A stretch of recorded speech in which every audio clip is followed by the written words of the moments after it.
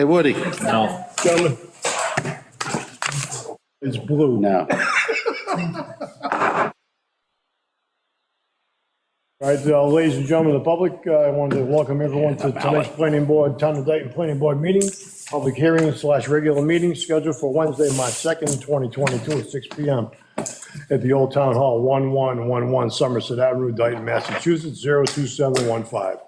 Those seeking to provide public input should do so using the methods listed below.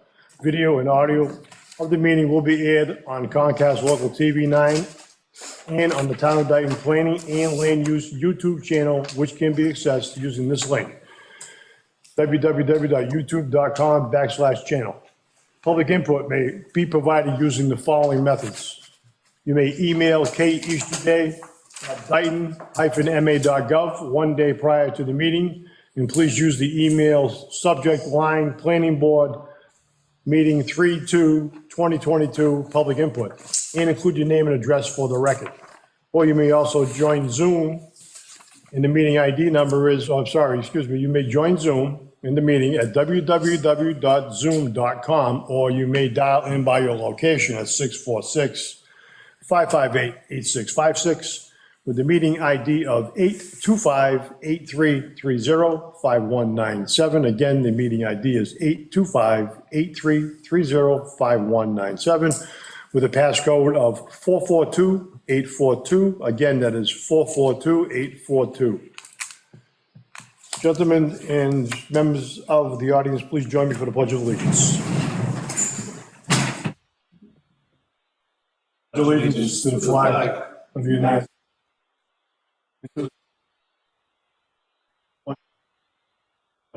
Indivisible, with liberty and justice for all.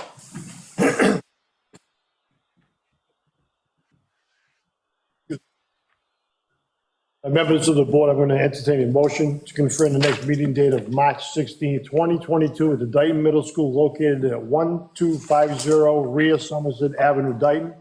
And the meeting time is 6 PM. I'll make that motion. Motion has been made. Is there a Second. Motion made and seconded. Any further discussion on the next meeting dates?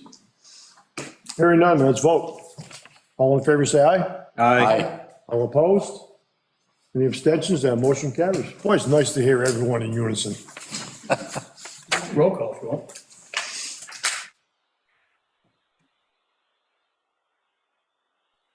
I'd like to move on to agenda item number 4A, and that is public hearings continued. Grasshopper Energy, 0 Brook Street, map 32, lot 28, 33, and 78, special permit / site plan major modification request. Attorney Dalmas, I see you're with us this evening. Mr. Fasendola, you're also with us. Good evening. How was everyone? Very good, thank you. How are you? Well, Mr. Frith is also with us. Going. Yes, see and everyone. I also believe we have a few from Grasshopper. We have Ahmed Hafetz and I believe also Alex Kanamputsa as well. Thank you. Uh, So before we begin, I just want to let the applicants know that the town of Dayton has worked very diligently on a standard operating procedure for battery storage. I would like to thank our office manager, our building commissioner, our fire chief, myself. I had a little bit of input. Members of the board had input also on this. And we are ready to go as far as the town of Dayton is concerned. What I would like to do is that, I'd like to read into record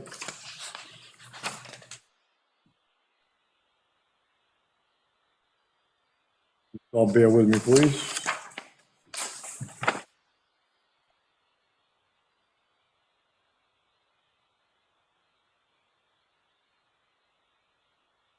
I'll read this. This is from the Level Design Group. This is narrative to support a special permit modification for the Brook Street Solar Commercial Photovoltaic Installation at 0 Brook Street, AM 16, parcel 28, excuse me, Dayton, Mass. This request for a modification to the current approved site plan is to reconcile minor deviations between the final electrical design and layout of the ground-mounted photovoltaic system with that of the current approved site plan. The requested modifications to the current approved site plans do not extend the approved site clearing limits or the system footprint within the limits of the approved site driveway or make any substantial changes that would negatively impact the approved stormwater management system. A summary of the modifications which are included in an updated site plan set entitled Brook Street Solar Commercial Photovoltaic System, 0 Brook Street, Brook Street, Dayton, Massachusetts, dated August 21st, 2020, and revised through August 26th of 2021, prepared by the Level Design Group, LLC, revised site plan, in parentheses, is detailed below. The addition of SunGrow Best Energy Storage System that includes 7 containers, each at 9.87 watts times 8.0 D times 9, oh, this is height, I'm sorry, with, the containers are 19.87 inches high, with a width, that's the width, 8 feet with the dimensions of the distance, and I'm sorry, and the height is 9.5. Buy these, I should put them on. Each container will be mounted on 6 TerraSmart ground screws and will have a 6-foot clearance, 6-inch clearance from surface grade. Ground cover under the 7 units will be crushed stone. The 32-inch by 20-inch equipment pad, as shown on the current approved site plan, will remain and has been shifted to the north to approximately 10 feet to accommodate the placement of the SunGrow Best Energy Storage System. Detailed information on the SunGrow Best Energy Storage System is attached herein. Going further, I'm just going to use the acronym of BEST. Everyone will understand what that means. The location of the SunGrow Best Energy Storage System is located adjacent to the current approved equipment pad and complies with all required zoning setbacks. The distance from the system to the 3 closest residential dwellings is detailed in the table below. It's map 16, lot 3, AM 16, lot 13, lot 1 is 486 plus or minus feet to the east. AM 12, block 1, lot 0 is 573 feet plus or minus to the north. And AM 12, block 61, lot 0 is 598 feet plus or minus to the north.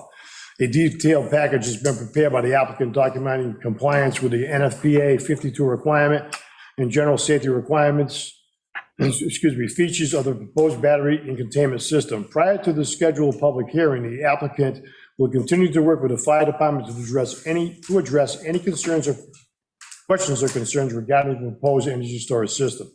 The panel and racking configuration has been modified to accommodate commercial available panels and racking which could be purchased at the time of the construction to provide adequate space and clearance for the SunGrow Best Energy Storage System. The revised site plan contains a line detailing the approved system, panel, and racking limits, so a comparison between the approved array footprint and proposed array footprint can be evaluated by the planning board. The total array area footprint includes panels, racking, and space between tables has been reduced by 18,464 square feet from 290,375 square feet to 271,911 square feet. If the footprint of the proposed Sun Best Energy Storage System, which utilizes an area of 7,620 square feet, formerly dedicated to the array area footprint, is included in the calculation. The array area reduction would be 10,844 square feet. The area where additional racking and panels are proposed is located in the northeast corner of the array. These panels are proposed extended into a portion of Stormwater Basin 1A. This extension of the array area will be 174.7 feet from the front property line or within the compliance of the required 100-foot minimum front yard setback. The current approved plan includes 17,058 square feet of array area, parentheses, panels, racking, and space between tables, located within the limits of the Stormwater Basin 1A and 22,666 square feet of array area located within the Stormwater Basin 3A. The proposed racking configuration detailed in the revised plan will increase the array area in the storm basin 1A by 3,518 square feet from 17,058 square feet to 20,576 square feet. The array area array and will decrease the array area within the stormwater basin 3A by 5,280 square feet from 22,666 square feet to 17,386 square feet of array area. All tables and racking within the two stormwater basins will provide a minimum of 3 foot of clearance from the bottom of the panels to the top of the stormwater basin berm, allowing the stormwater basin to properly function as designed. The utility pole configuration has been modified at the request of the utility pole provider to include 3 customer-owned poles and 3 utility-owned poles, for a total of 6 new utility poles to be installed at the site. That has already been done, it's been approved, and that was approved on 11/17 of 2021. Utility poles were originally detailed on the current approval site plan and were located northwest of the proposed gravel access driveway. The location of the proposed utility poles was shifted to the southeast of the proposed driveway as part of the modification reviewed and approved by the planning board on January 6th of 2021. This minor modification approval was for a reduction in width and position of the entry driveway to accommodate an existing utility pole located within the footprint of the proposed box culvert. As the project interconnection details were finalized with the utility company, it was determined by the utility company that additional poles would be necessary and that the optimal spacing between the poles should be 50 feet plus or minus when possible. All other site wiring associated with the project will remain underground as originally approved. Final construction modifications to the installed 3-sided box culvert have also been detailed within the revised set plan set as required by the Dayton Stormwater Committee. The construction field modifications discussed with the Stormwater Committee are incorporated in the revised site plan and include the following. Now, I just want to let everyone know that this was approved on 11/17 of 2021. And this was replacing the concrete wing walls of the culvert with rip-rap slopes. Installation of the wooden guardrail along the east and west sides of the culvert and extending the wooden guardrail 15 feet west within the Brook Street right-of-way as an additional safety precaution. Providing a minimum of 2 foot of binder coat pavement on the top of the installed box culvert in lieu of the 6 foot of gravel originally approved. Regrading of the area to the west of the culvert to ensure that there is no isolated low point which would cause ponding of stormwater in this area.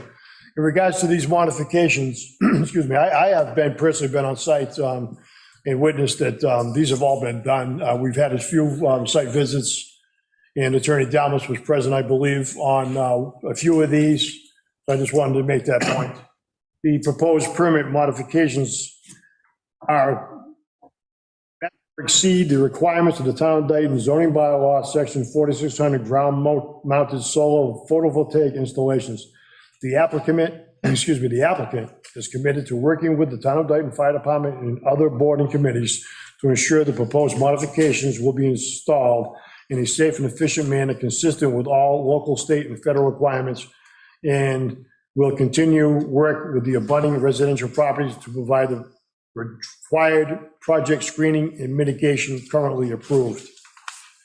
Now, I want to go back to the first page of Levels Design Group's information, and on the bottom, you're going to see that on the last paragraph, the racking configurations have been modified to accommodate commercial available panels. Right now, at this point, gentlemen, this would have to go back to the Stormwater Committee for their approval on the information that's provided in regards to the panel racking configuration within that basin. So, gentlemen, I'm going to entertain a motion that the applicant, Grasshopper Energy Zero Brook Street, return to the Stormwater Committee for any necessary approvals. So move. Second. Oh, I'm sorry. So in the part that we were talking about on that, this is part of the conditional approval. You're talking- So we had to make two separate motions, and a motion to approve the piano racking. No, the only thing you need to do is if the board is willing to approve that it obtains the. So the issue is the matter is already before the Stormwater Committee right now. Am I right, Attorney Dalmas? Yeah, just before I answer that, I just have one question, and correct me if I'm wrong, but I had thought that at the November 17th hearing, the racking adjustments had been signed off.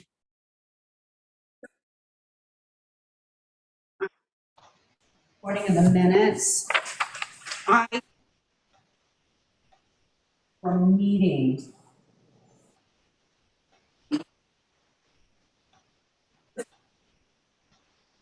Is seconded to approve major modification for the relocation of the racking system outside of the infiltration system. So I thought that was pretty vague. And there's a lot of discussion about the racking system being inside the infiltration system. So I'm thinking that, and I didn't think that that motion was very clear. So my thought is because, and I believe that, and I could be wrong unless you believe that that motion is here, and that's fine. The issue that I'm thinking is to make it clear is to approve what's requested in that narrative with the condition that it obtains the Stormwater Committee's approval, which is already, my understanding is the stormwater at the moment right now. Let me refer to Grasshopper to have their input on that, if they're okay with that.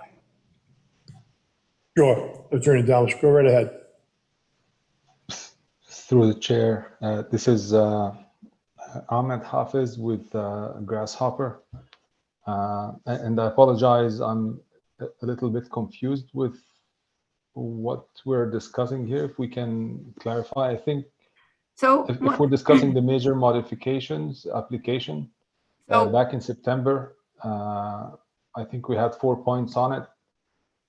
3 points were approved, and the one left was the batteries, adding the BESS systems. So Victoria, if you can help me understand you. Yeah, just to clarify, so, and please all correct me if I've gotten this wrong, but I understand that at the November 17th, 2021 hearing, the second item in the major modification application regarding the adjustments to the racking and panel configuration was approved. What I think Carrie's saying, Carrie, I can't see you. Forgive me if I'm referring to the wrong person. Sounds like you.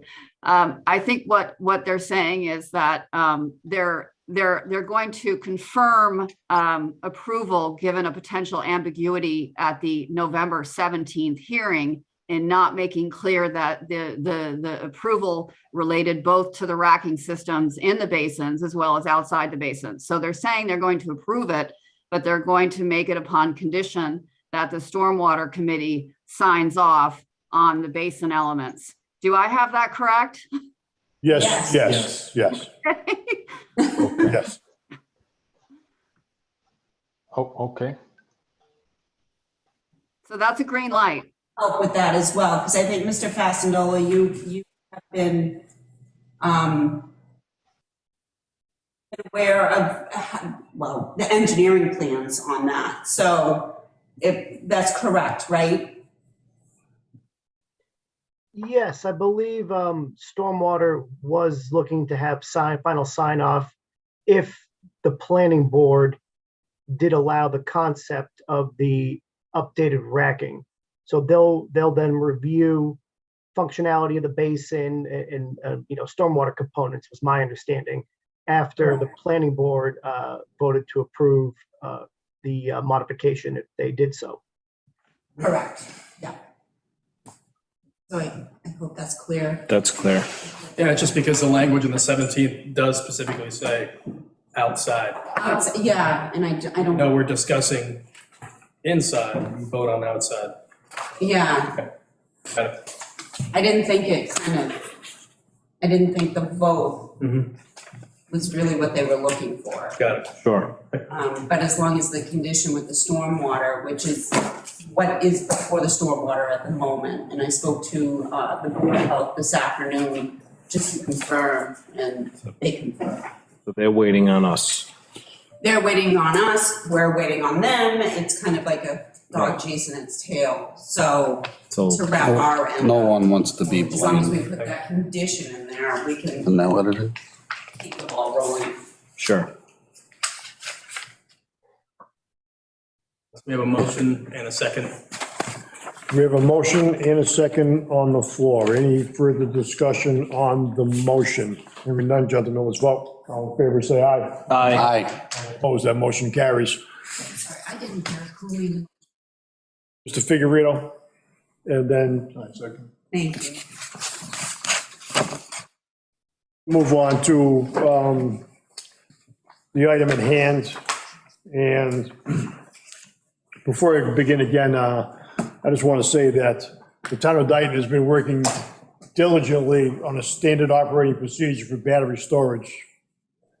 And again, I'd like to thank our office manager, our building commissioner, Mr. James Aguirre, our town administrator, Mr. Mike Mullen, our fire chief, Mr. Chris McGee, and myself. We've worked very diligently. I had input from members of the board in this, and I'm going to read the memorandum. This is from Kerry Easterday, office manager of the planning board, our attorney, Mr. Jay Tollerman, counsel for the planning board, James Aguirre, building commissioner, Christopher McGee, fire chief, Mike Mullen, town administrator, Lisa Caledonia, conservation agent. This is dated February 17th of 2022. In its regards to the battery energy storage system standard operating procedures. Standard operating procedure for battery energy storage system permitting: 1, battery storage facilities relating to the storage of energy generated by the solar energy facilities shall be considered and regulated as ground-mounted solar voltaic installations under section 4600 of the zoning bylaws. 2, the planning board will rely upon the information, assessments, and standards of the Dayton Fire Chief and Building Commissioner when considering a special permit/site plan approval. 3, fire department must have access to a municipal maintained public water supply within 800 feet of the center point of the battery storage system modules, but at no time should be located any closer than 100 feet from the nearest battery energy storage system. Adequate water supply shall be determined by the applicable public water supplier and the Dayton Fire Chief. 4, battery energy storage system setback requirement. The board shall consider the following setbacks in order to secure public safety concerns: no less than 200 feet from any property line. B, no less than 100 feet from the tree line or a vegetative buffer.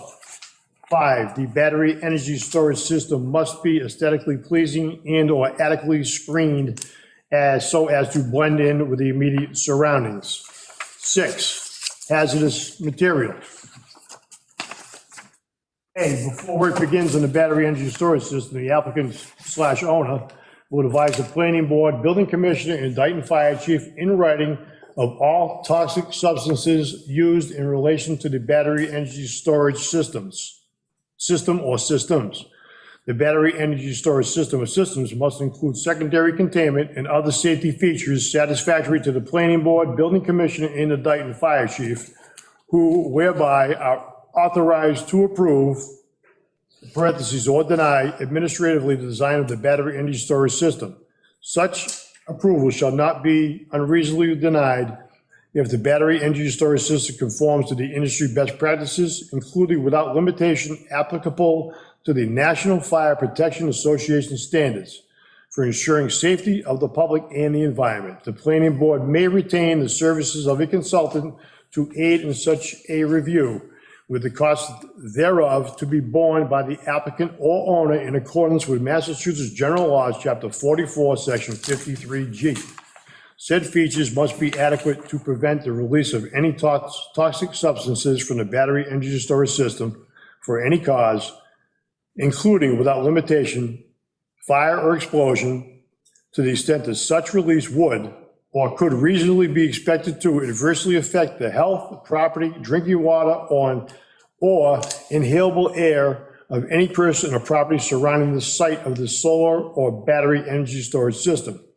The height of the battery energy storage system unit should not exceed 10 feet in height above the surrounding grade level.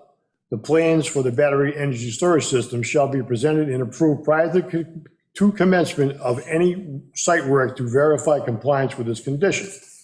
B, in order to protect the water supplies and preserve public safety associated with battery energy storage systems, should not be located in the Zone 1 of any public water supply and should be located above the 100-year floodplain.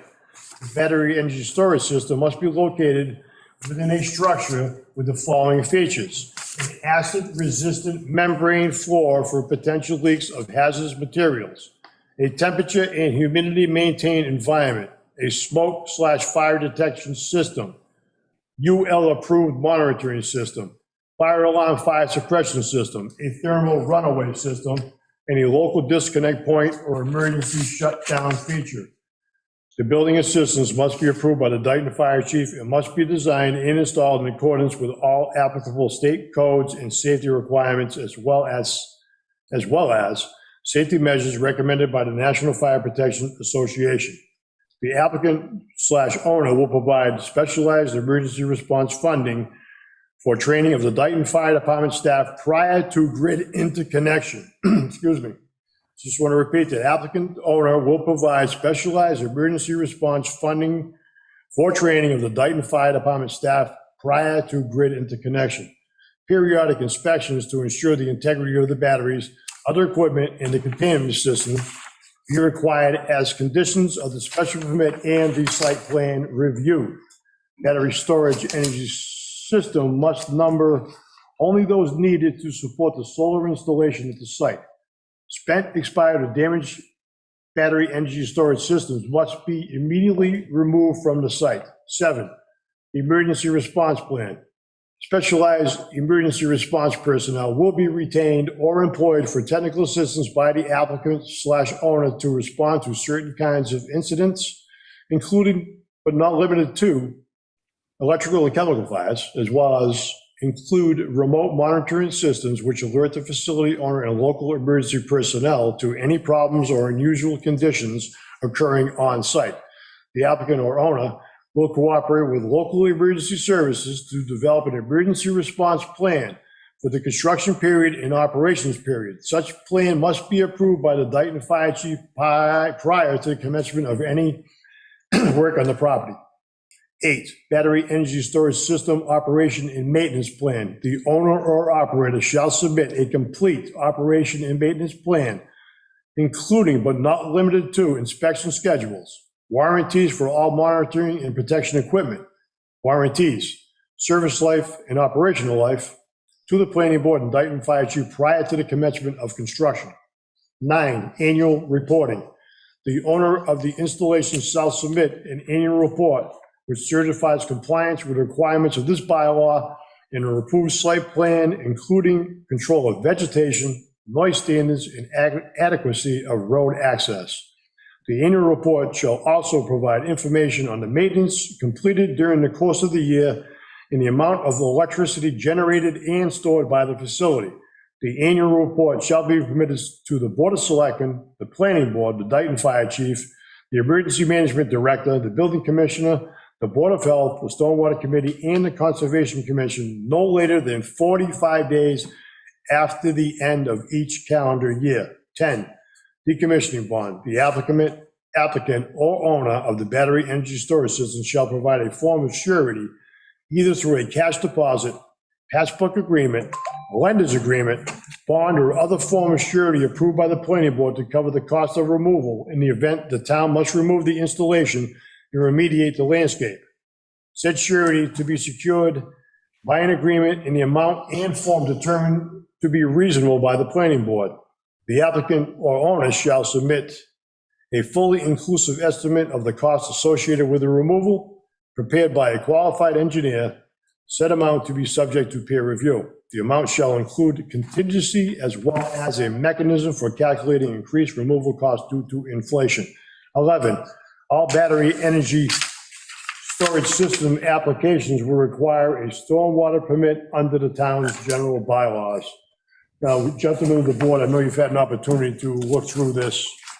And so at this time, I'm going to entertain a motion for the planning board to accept the standard operating procedure written and prepared by our office manager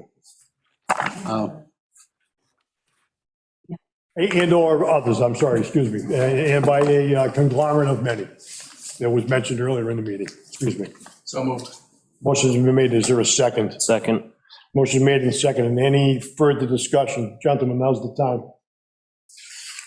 I have one thing that I've noticed that a lot of these solar arrays get sold over and over again. And I don't see anything on here that if it does get sold to a different company that we should be notified. Is that That's something? already part of it. This is, That's already in the original procedure. that is? Yeah. Okay. I just wanted to make sure of that, that's all. That's a requirement already. Thank you. I didn't see it here, so. So there's been a motion and a second. Any further discussion on the motion? I don't know I'm if she going to has take some any. public input. Mrs. Bosley.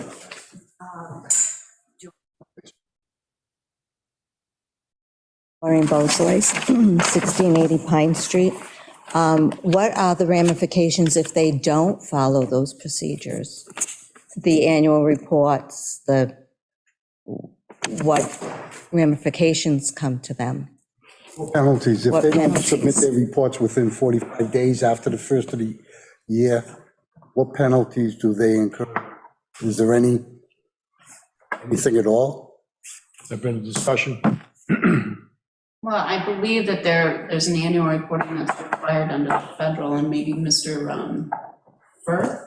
Yes, Dylan Is it Firth. Dylan Firth?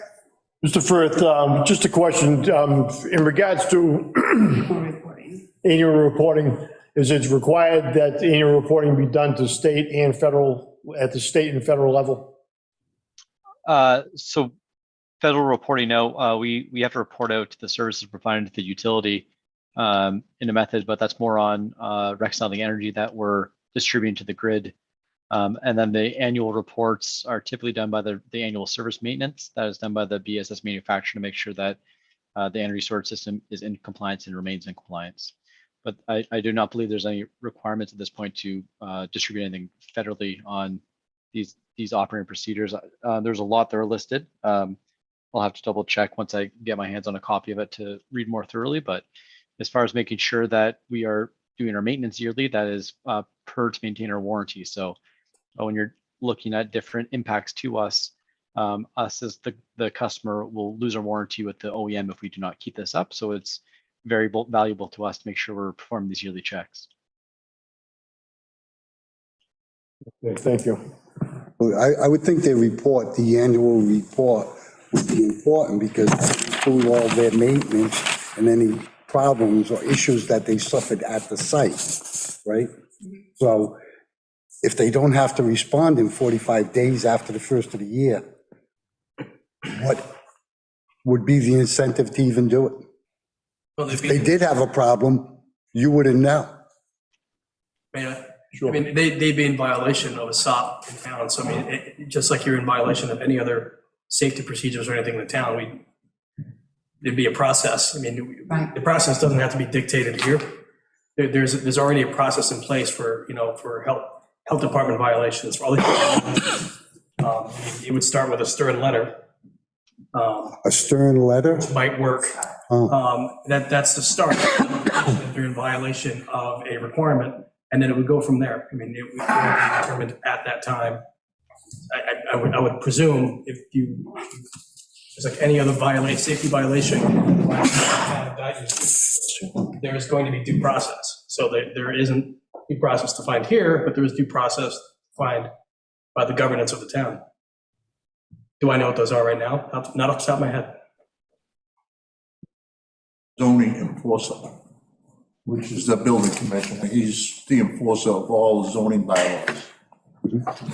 If there is a complaint or something's not right, he's the first guy we go to. Yeah, so it'd be, it would start soft letter and up until and including probably a cease and desist order if conditions aren't met. So there, it would run the full gamut.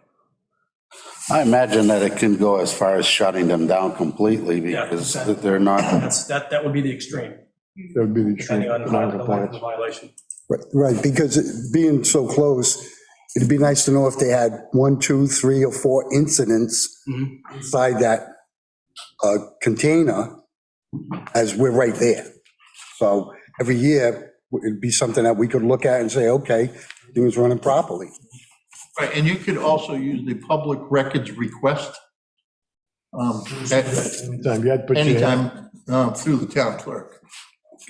So any town business you can request. You have to make, there's just a public records request, that's all. Yeah. I do have I couldn't keep up. So for the inspection, is there an inspection by the town? Yes, it's going to be. There is Again, by the building commissioner. The building commissioner has to be on site when it's being inspected? Yes. And I believe the fire chief as Yeah, well, well. also, again, yes, the fire. Would you like my copy? Thank you. There was something in there about the concealing or Screening and blending. screening. Is what they've done so far adequate to cover what you have in that? Not concealed at all. No. The retention pond you're talking about? No, No, No, the containers. Containers. All the containers. I mean, We don't know what you mean by that. That it's got to be, it's got to blend in. So that, I'm just reading through the. So you're talking about, what this screening is talking about is the battery storage units. Correct. And what they're saying is they want it to be aesthetically in place. So what we had talked about with the building commissioner was either having it painted a similar color, like if it's, I don't know, green out there, say. Camouflage, Right. They'll have it painted green. It would be a discussion with the building commissioner on what would be aesthetically acceptable. So obviously, they're not gonna let them go and paint it fluorescent pink. well, they're white. Unless you think it's Or- appropriate. Well, no. Because if they sell their house and they have someone else come in, they're gonna have a different view. Oh. So what was comprised of, excuse me. They didn't want something that was just a big white item out in a field for you to look at, but something that would pretty much blend in with the scenery. So the issue of, you have to be careful of painting something because now you have to paint on something creating energy, so you have to be careful on the material that you're using too. So that is something that has to be determined in conjunction with the building commissioner, but he's gonna make sure that it's gonna be something that will be aesthetic And blends into the environment. and environmentally safe. Correct. Thank you. I hope that. You're welcome. Any, no other questions? I think so, not at this time. Not right now. Okay. Thank you. If, I I hope that was okay. I'm sorry, I know you can't see me, and it's very difficult without the visual. Again, I just want to thank the Beausoleils. They've been through a rough road with this. They've been very patient with the planning board, very patient with the applicants. I want to thank their patience. It's difficult on you guys, I know it has. I understand, and we understand your plight, so we are trying to make sure that we are taking the best practices to protect your property. Is what we're trying to do, what we're trying to do with them. Again, I know you've had a rough time with this. It's been tough on all of us to see you come here.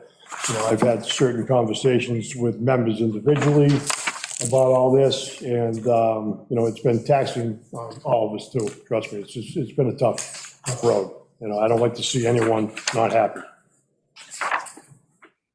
So at this time, there's been a motion, there's been a second. We have not voted yet, gentlemen, I believe. Yes, any questions of the applicants in regards to the standard operating procedure that was put forth by the town of Dayton? Attorney Dalmas? Ahmed, do you want to go first? Yeah, I just wanted to ask, when can we get our hands on these operating procedures?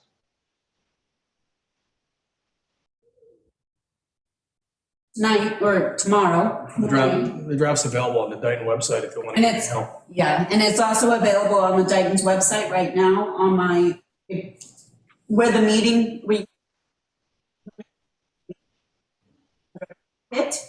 for tonight's meeting. So it's available there as well, but I can email it to you if you'd like. Okay, thank you. And this will be governed by, controlled by the planning board, I would assume, of course, right? We would be reporting to the planning board on all the conditions in the procedures, right? All the procedures, all the SOP conditions, right? Yes, if all the SOP, standard operating procedures would go and we would have control of It that. would be Jim and Right, it would be more under the direction of the Building commissioner and the fire chief. fire chief. However, the approval of your battery application, that's under the direction of the planning board, if that makes sense. You'd need that approval first from the planning board.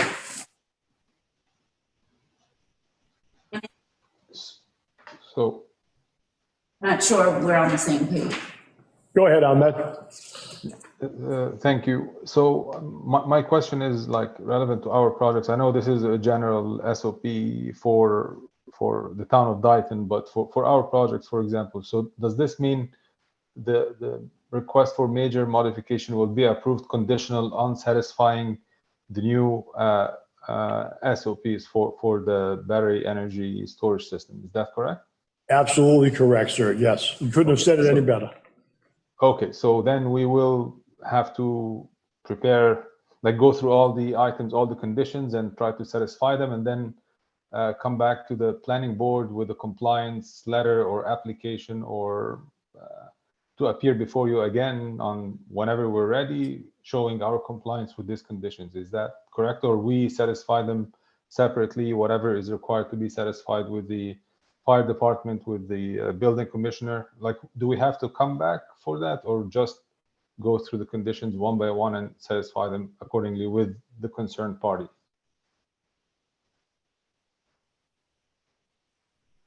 Let me think about that for a second. You would still have to have the building commissioners and fire chiefs' approvals, and they would be the overseers of said projects in town. But all minor or major modifications would still have to go through approval through the planning board. So Ahmed, I believe your question is that right now we're in the position where we're going to approve the standard operating procedure. We'd like to have your people look at this. Our attorney has looked at it.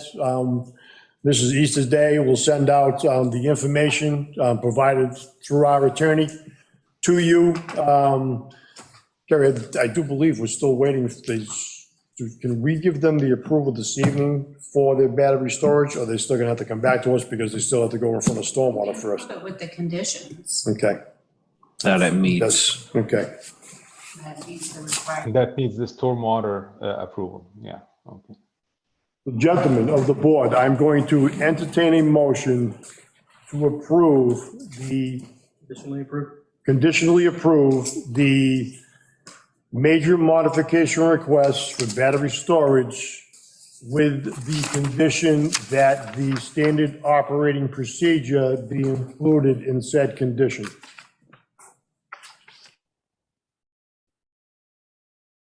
That makes sense. Second. There's a motion on the floor, there's been a second. Any further discussion on the motion? Hearing none, gentlemen, let's vote. All in favor, say aye. Aye. Any nays? Any abstentions? No, the motion carries. So Ahmed and Attorney Damas, everyone representing Grasshopper this evening, please reach out to Mrs. Easterday. Make sure that you do receive the SOP. You should be able to get it right now through our link. Attorney Damas, I believe you should be able to get it also.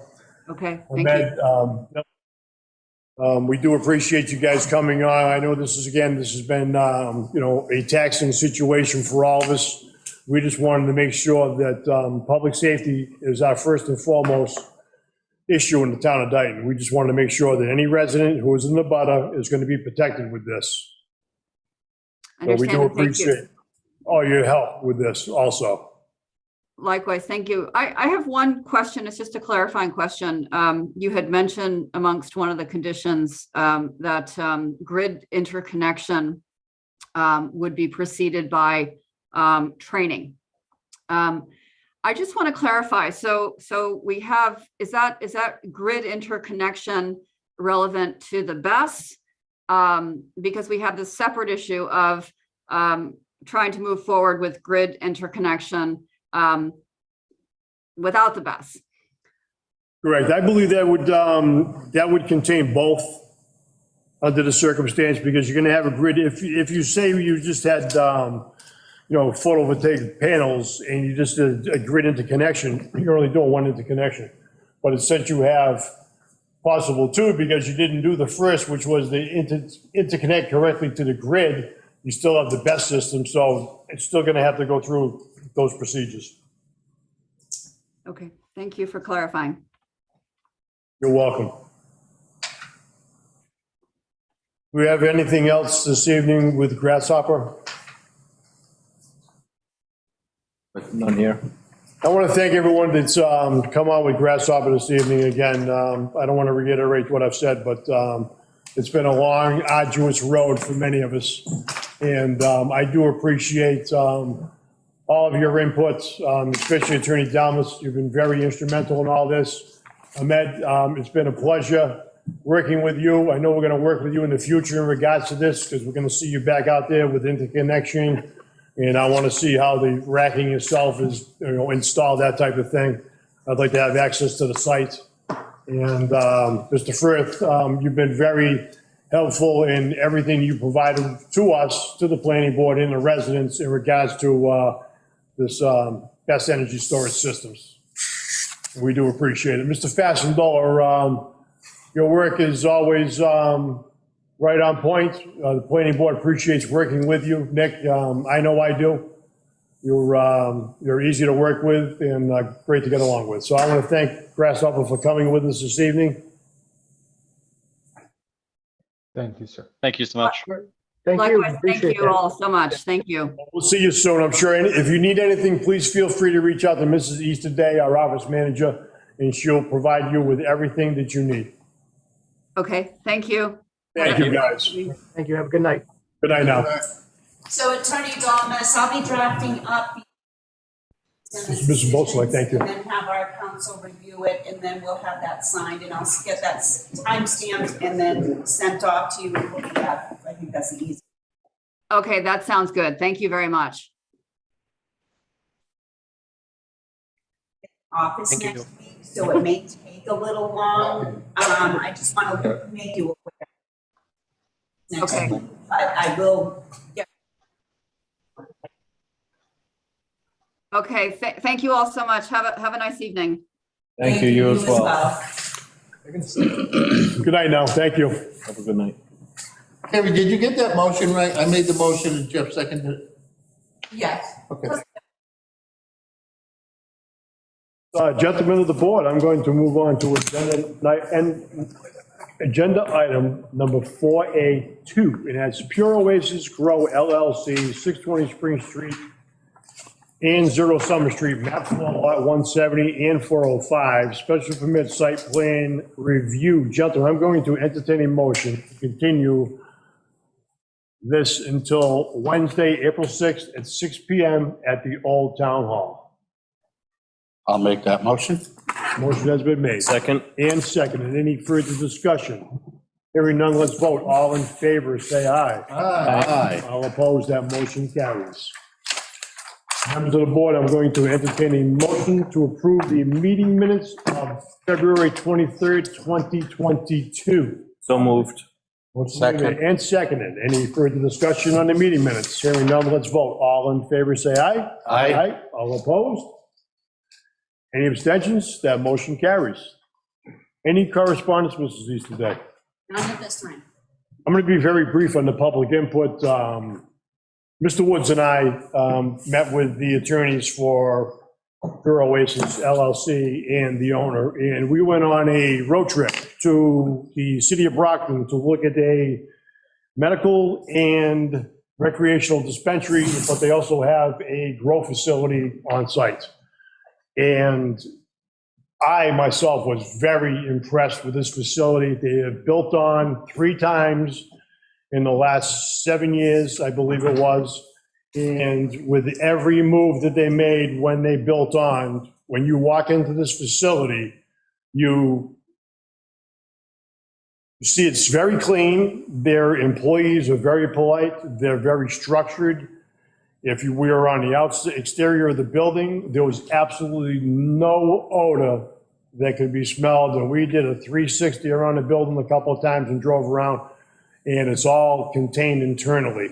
So the point being is that Pure Oasis intends to use the same type of filtration system at 620 Spring Street. And I look forward to having that applicant back in front of us again. So, we get the opportunity to possibly finalize their project at 620 Spring Street going forward. So I'm going to ask Mr. Woods if he'd like to piggyback off of anything that I said. No, I totally agree. And I was pretty impressed myself with the facility and the owner, the manager of the facility. As a matter of fact, I called him today because while I was there was a lot of questions I asked, and there was a question that is out there about the use of their water and how much water they use, and they didn't ask that then. So I called, I think his name is Dave, the owner. Yeah, Dave. And they use 190,000 gallons of water a month. But around 95% of that water is evaporated. It's used in the plants. The only other water that's being discharged into the sewer is probably only 5% of their usage. And there are no chemicals being dumped into the sewer system. Everything is absorbed, the nutrients they use is absorbed into the plant. They gave us a 100% tour of the facility. We went in every single room they had. And like Mr. Ryan said, the cleanliness was amazing. The place was spotless. And you could smell how clean it was. And they were very professional. So I'm looking forward to them coming to the town of Dayton. They did mention, how much money is to be made for the communities.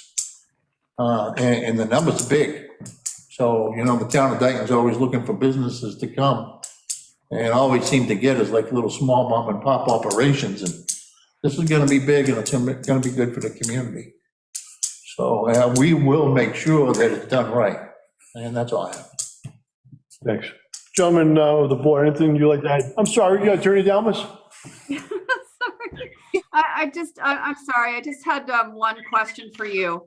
I wasn't sure if you had actually voted on the motion.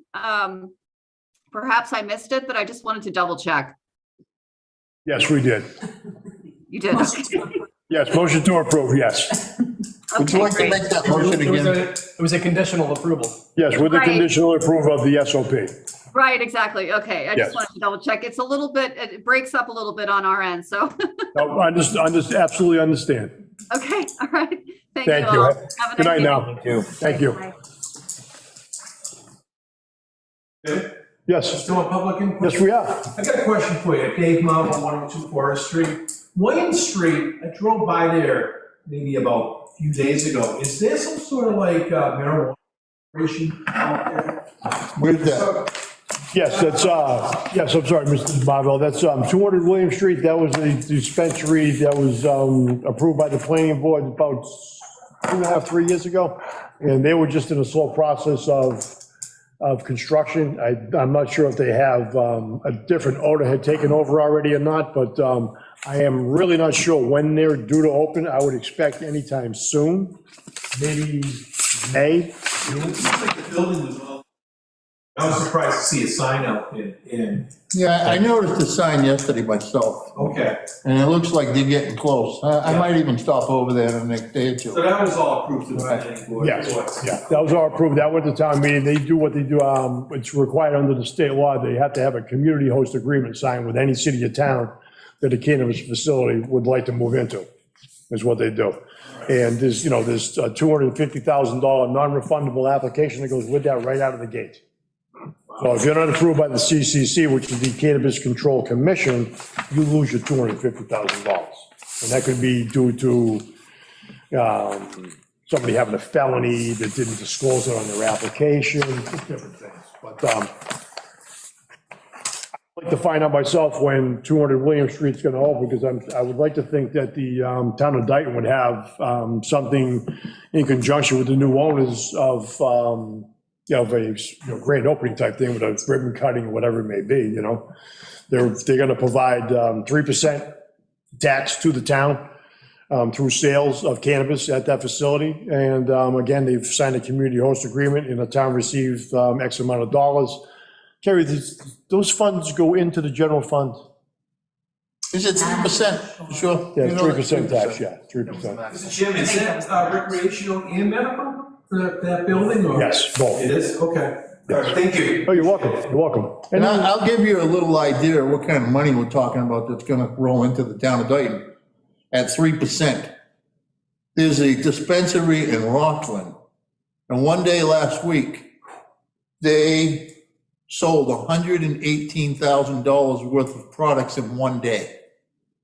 And they averaged $2.4 million a month.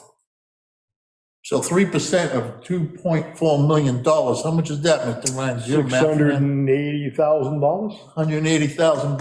$680,000. $680,000. That's a lot of money. So we're talking about a lot of tax revenue. And we can use it too in this town. Thank you. I just want to say this before we do leave, is that on the way to North Dayton to meet the vice chairman, I did hear on the radio, on WBZ radio, that in the last 2 years alone, the state of Massachusetts has gained 28,000 cannabis jobs. In the last 1 year alone, it's been 11,000 jobs. So there's money to be made in this industry. If you're young and, and you've got to, and you can work your hands or whatever it may be to trim, cannabis, there's money to be made. This gentleman in Brockton told us that he not only gives his employees 100% health care, he gives them 2 weeks or 3 weeks vacation a year. They get one personal day a month included with one sick day a month. So this guy's giving these people some really good benefits. And he seems to be, from what he told us, his retention has been. And 401k. In a 401k. His retention's been incredible. He's just not losing employees. A little Grateful Dead music playing in the back, no other word. If there is no other business of the planning board for this evening, I just want to remind the members and the public that our next meeting will be on March 16, 2022 at 6 PM at the Dayton Middle School, 1250 rear Somerset Avenue, and we're going to be hearing Forest Hills with under items that evening also. So just a reminder. At this time, gentlemen, I'm going to entertain a motion to adjourn. I'll make that motion. Motion has been made. Second. And seconded. Any further discussion on adjournment? Hearing none, let's vote. All in favor, say aye. Aye. All opposed? Any abstentions? Motion carries. Thank you, residents of the town of Dayton, and a special thanks always to cable TV. Have a wonderful evening. Thank you. At the lab.